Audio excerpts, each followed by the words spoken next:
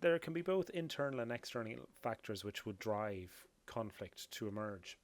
So we'll take the internal ones first. So obviously, having a boring routine job that isn't very challenging can be a source of conflict.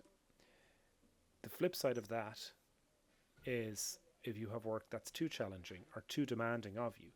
So this will be a familiar situation for many of you, where you have staff shortages or a lack of training or general time issues where you're being asked to do so much in a very, very limited amount of time and you don't actually have that amount of time to work within. Um, a bad supervisor, or a bad colleague, and I don't mean bad as in evil, I just mean a bad relationship with them. And if you remember back when we talked about this one bad apple exercise that we did in the induction session, one of the things in relation to that is the idea that if you have one person in a workplace environment, they can actually catalyze a lot of conflict by just being there and being who they are. Another source of internal conflict is when your pay doesn't really balance out with what you're actually doing. So if you've had to act up and take on additional responsibilities, but you're not actually getting recognition um, for that in terms of pay, and that's obviously a fairly natural response for many people. And workplace politics are maybe a bit more difficult to pin down, but they can create huge amounts of conflict, which can be a big, big challenge then to actually work through. So that's the internal things that are actually native to the workplace. But there are also a variety of external drivers of conflict. And really, those external drivers are things that you would take with you into the workplace, or a person would take with them into the workplace.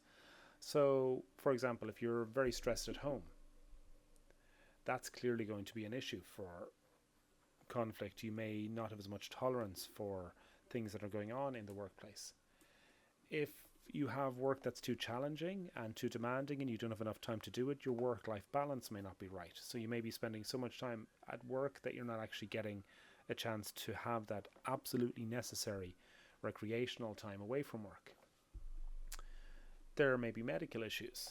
So you may actually have a significant issue that you're worrying about a lot, or that is preventing you, a health issue that is preventing you from otherwise being able to work normally in your job. And that, for example, could mean you're spending a lot of mental energy worrying about something, or it could mean that the work actually becomes more challenging. And then we have life transitions. So the classic example that's thrown around for life transitions are things like a baby arriving, a partner leaving, or someone dying. And that all can have an emotional effect on you, which makes it more difficult then to sort of self-moderate and self-manage yourself when you have those conflict situations, and maybe reduces your tolerance, and makes it more likely that someone could snap in that situation. So they're kind of typical, very broad, generic sources, okay? So we're not narrowing down very specifically to, you know, Janice is going on extra smoking breaks, or Bob is not doing his work in the lab. These are the quite specific things, okay? Very broad, which make people predisposed, I suppose, to conflict. Think of them almost like risk factors.